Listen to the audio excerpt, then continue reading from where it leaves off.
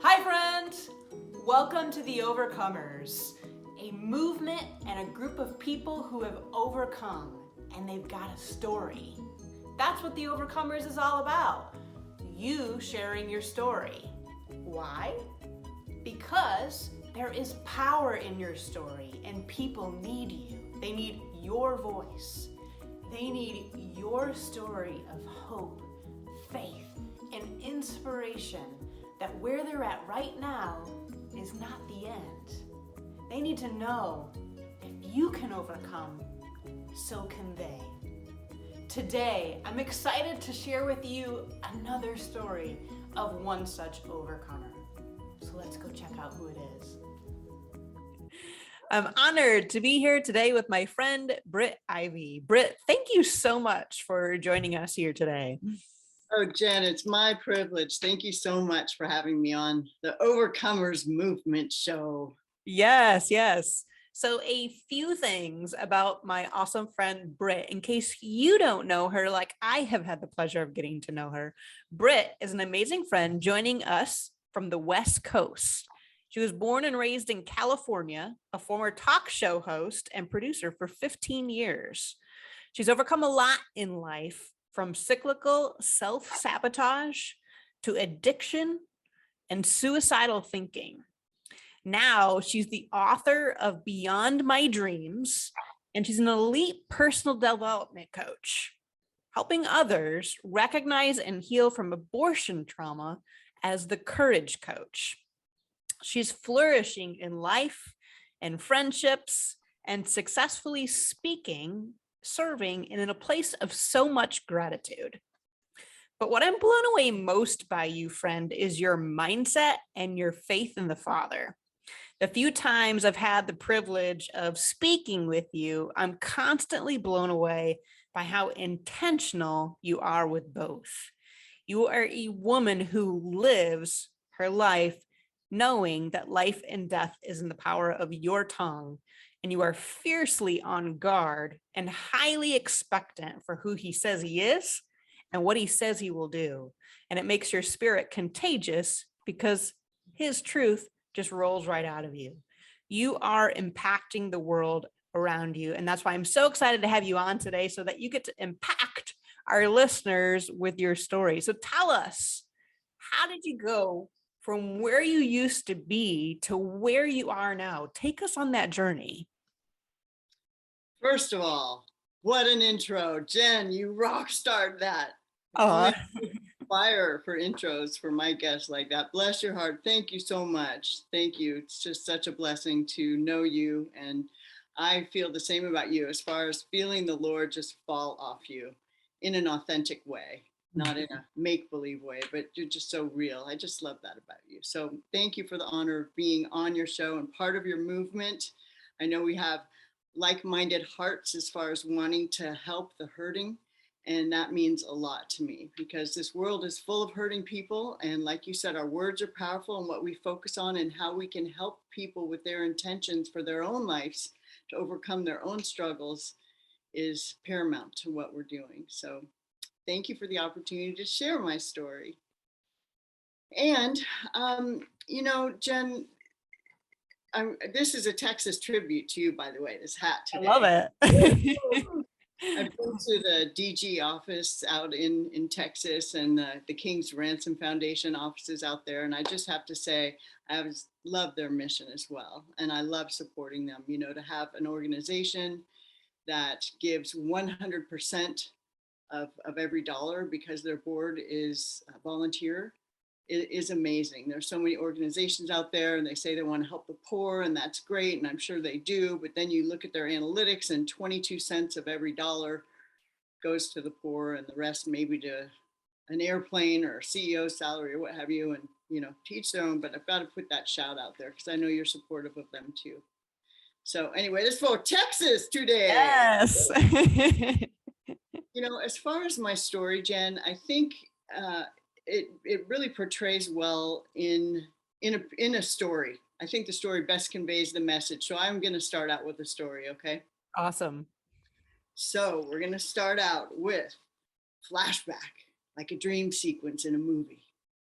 Passenger Ivy, Passenger Ivy, passenger Britt Ivy, last call, gate 24. I run towards gate 24 through SeaTac International Airport, flash my ticket to the stewardess standing in her uniform at the boarding area, and hop on the plane. And I look all around the plane, Jen, and I cannot see a single seat anywhere. I see the sea of men in business suits. And I finally spot one seat up on the left, and I head that way. And I turn towards a lady sitting there, and she looked kind of like an older Florence Henderson, you know, the mom from the Brady Bunch. Okay, so I said, "Can I sit here?" She looks up at me. And by the way, what do you do when you don't want someone to sit next to you on a plane, right? You pile all your stuff there, which she had done. And she looks at me kind of exasperated and just says, "You know, I'm just trying to get home to my husband in Grants Pass, Oregon. And after all these weather delays, now I'm waiting for some passenger Ivy." I'm like, oh, take a seat. And I just start sobbing. You see, I've been sobbing at the airport for over an hour. And Mrs. Brady Bunch just sits there kind of stoically ignoring me for the first minute or two, and finally turns towards me and she just says, "Would you like a Kleenex?" And for the next 2 hours, Jen, this woman who I'd never laid eyes on before hands me Kleenex after Kleenex. Well, I just tell her all about my college bad decisions and regrets and just go on and on. And it's part of what you do so well, which is listen with empathy. Mhm. And that's what this lady did. Mrs. Brady Bunch, I found out her name was Ginny, finally reaches into her purse and she pulls out a pamphlet. She hands me this pamphlet. She says, "Britt, why don't you look at this?" So I turn the pamphlet over and it says, "Do you suffer from self-sabotage, eating disorders, abusive relationships, addictions, suicidal thinking?" And I looked at her and I said, "They know me." So she said, "Why don't you turn that pamphlet over?" So I turned that over. And the 3 words I saw on that pamphlet made years of all the trauma in my life just seem to fall into place. And that pamphlet said PAT, post-abortion trauma. Mhm. Now, I had never put it together that a decision made years previously had anything to do with all of these symptoms. I didn't even know it was a diagnosed issue. But you and I don't believe in coincidence. We think, you know, that is when God chooses to remain anonymous. And I also believe in miracles. And that day was a coincidence that I sat next to Jenny, right? And it was a coincidence that she happened to be the president of a board of directors for a pregnancy care center. So she happened to have this in her purse. So that's the beginning of the story. And we can chat a little bit. And then I will ask you perhaps to bring me back around to why then I developed a 3-step formula to successfully recover from post-abortion trauma. You know, and it's a word that people aren't thrilled to hear. And it's not about a debate, politics, or religion at this point. It's just really, I'm here to help the suffering.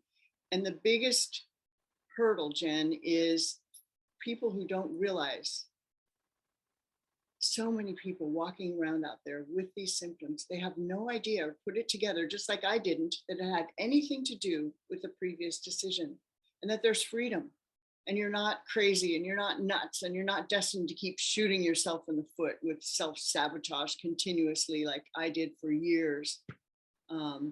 Because it's a spirit that destroys dreams, hopes, and desires that gets thwarted with this decision. For example, the time I had an audition that I was so excited for in LA to show up on a beach and run down the beach in a red bikini, right? Baywatch. Yes. And next day, I had to be out partying that night and I was too hungover to make the audition. Mm. And it was choices like this over time that just started to grade and erode at dreams and hopes.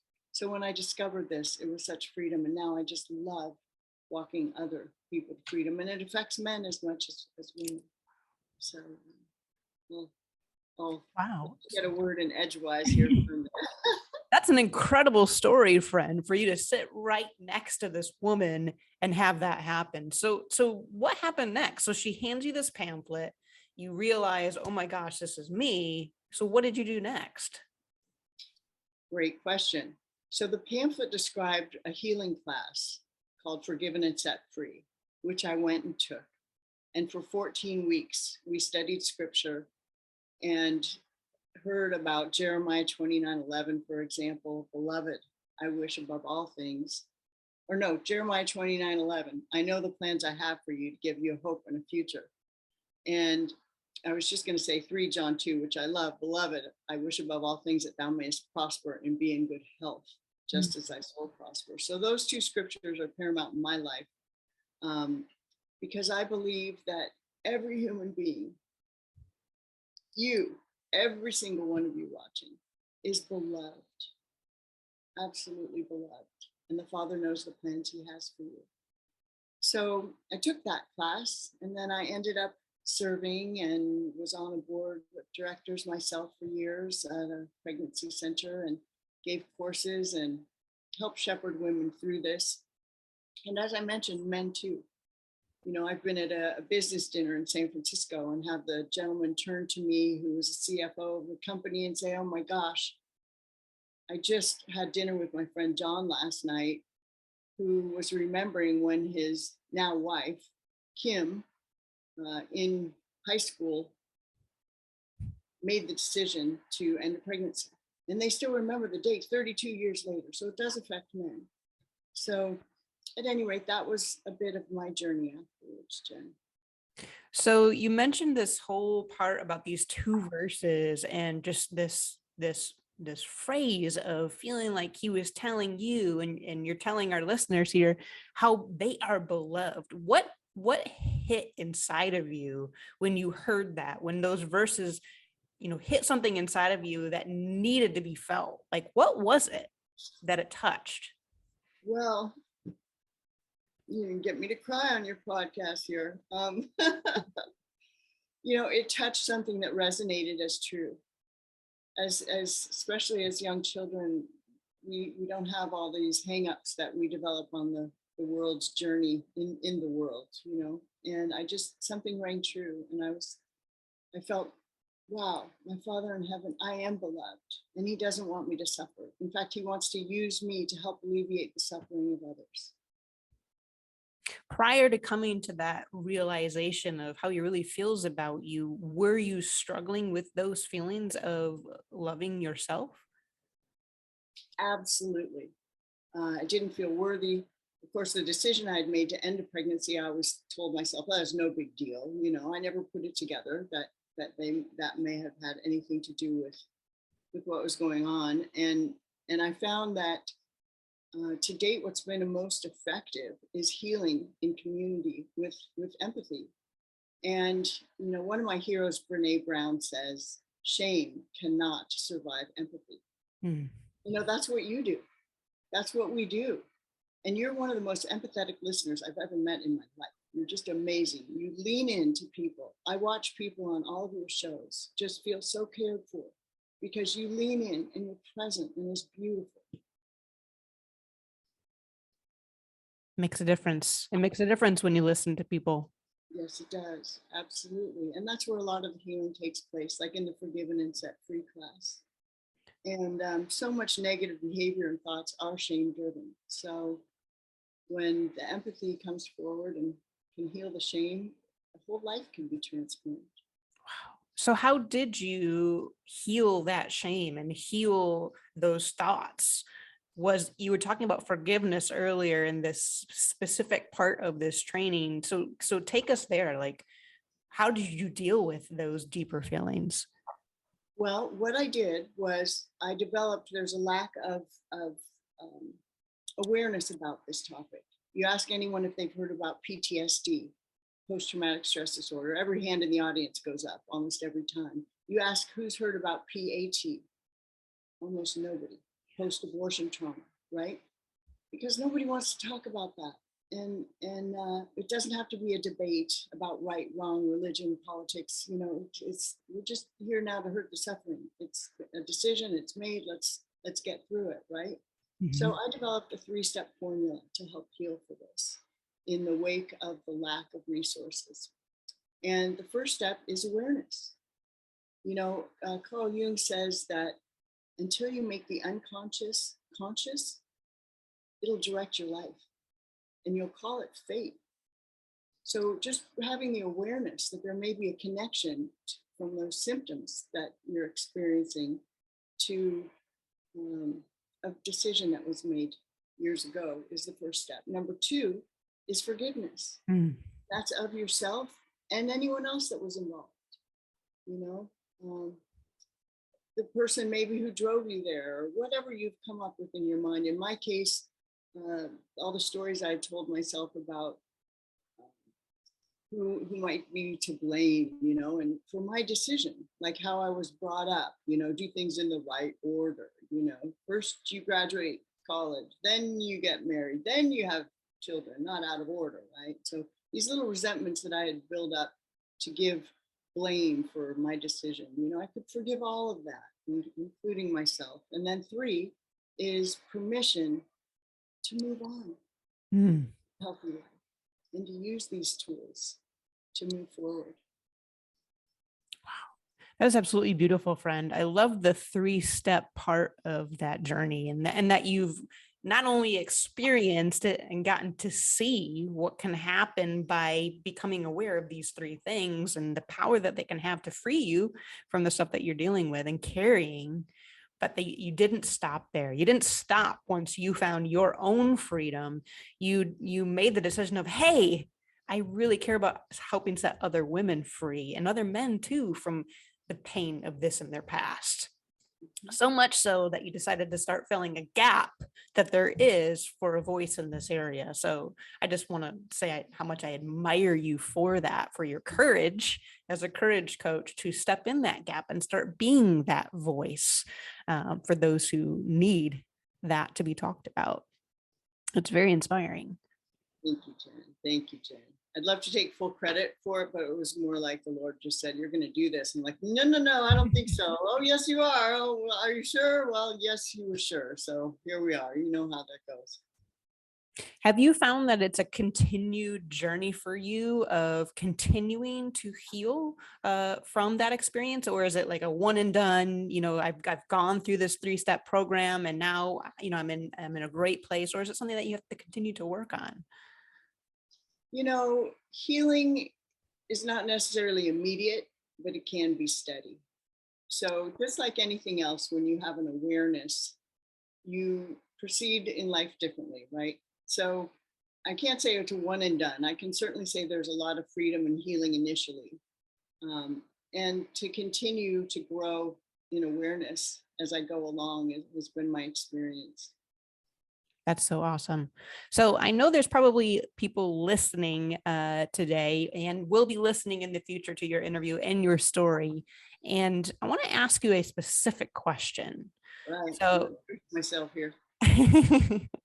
So for that person who is listening right now, who maybe they just had an abortion, or maybe they have that in their past and they're really struggling with processing that, what one piece of advice would you say to them today?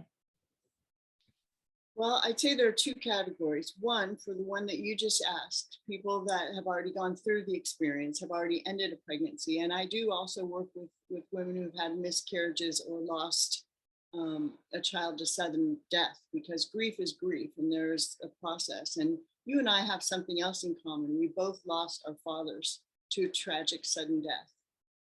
And so to the folks that have already gone through this, made this decision, you know, I would definitely reach out. There'll be some resources here at the end, and I'm happy to point you in a direction of healing. And 2, there is also, there are resources at your church. There's also an organization called Forgiven and Set Free, a book that's based around a book. You can Google the book, and especially if you want to start out on your own and not necessarily in community, this book, Forgiven and Set Free. I'd meant to have it sitting here, which I don't, to show your audience. But you can Google that, and that is a very helpful resource to begin. And for folks that are thinking about it, and this isn't something that I naturally can say on any stage, because some folks aren't open to this because they think it's then all about a debate about abortion, which is not where I'm coming from. But the fact is, if you are thinking about having an abortion, like for myself, what I learned at the pregnancy center, what I learned in my years of research and working with women through trauma, 90% of women, it's actually a little higher than that. I hesitate sometimes saying an exact percentage because of course it changes continuously, but it's very high, who see an ultrasound keep their children. Mm. And I know that if I had seen an ultrasound, I would have biological children today. So those are two pieces of information that hopefully are useful. If you're thinking about having abortion, that's your choice. I would just suggest to go find a free ultrasound. There are pregnancy centers all over the country. That's why we gave free ultrasounds, because if you go to the place where they just terminate, they will never offer you one because they know they'd lose 90% of their clients. Mm. So hopefully that's helpful. Yeah. I noticed there's a really dominant theme throughout this whole interview. So I want to ask a question related to it. And that is, we keep circling back to the topic of forgiveness. And I just find that so interesting, how that theme just keeps popping up. So I want to ask you, what do you think the key is to be able to go through forgiveness? What do you think really is the key to that? Oh gosh, we could do an entire podcast just on forgiveness. Forgiveness, as you know, we've walked through some of similar coaching. We had the same coach there for quite a while and almost the same amount of time. And forgiveness, as we learned, it's paramount to a successful life. You know, it is actually at the foundation of a successful life, because you can't get to age 10 without having somebody to forgive, right? And then the tendency is to build these things up and build these things up, and they become like scar tissue. And then other things get buried under this scar tissue. And then we start to live less than we have the capabilities to do. So, you know, I guess the key is to, one, be willing to just say, okay, I got some forgiveness work to do, whether that's sitting down with a journal. I have a specific process I take clients through with that. But it's interesting you notice that theme, because one of the keys to a very successful life is going through forgiveness. And not just in this subject, as you're fully aware. Mm-hmm. Yeah, so good, friend. Well, I know anybody who is listening today, they know already one resource that you can reach out to, and that is my amazing friend, Britt. But in addition to that resource, as we close here, what other resources would you recommend here as we close? Well, I'm going to just share the end of the story with Ginny. Okay, back to Ginny, because this is one of the biggest resources is Jesus. And if you will pray, he will be faithful to answer and direct you where you need to go. So that would be my number one resource. Number two, feel free to reach out to me. Number three, Google the book Forgiven and Set Free and get yourself that. It's a very inexpensive paperback book you can get quickly. And number three, I'm going to do the end of the story here for Ginny. Okay, so back to Ginny. Ginny turned out to be my best friend and mentor for 22 years. And Ginny and I speak at retreats and women's conferences. And one year on stage in front of the whole audience, we're at the podium, and she turns to me and she says, "Britt, I never did understand, why did you have to sit next to me on that plane?" And I looked at her and I said, "Ginny, I had to sit next to you.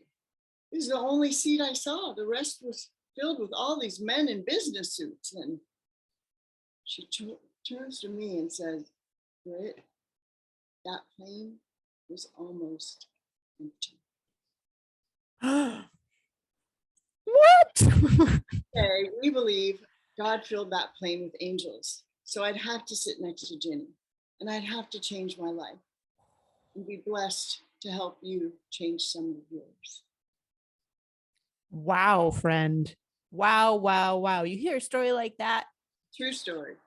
There is no doubt he is real and that he is here. You can't hear a story like that and believe otherwise. That's amazing. Or believe that he doesn't really freaking love you. He loves every one of us. So amazing, friend. Oh, go ahead. Were you going to say something else? No, he adores you too. And I'm so excited to talk to you about your work and your book in the future. And again, it's just been an honor to be here with you today, Jenny.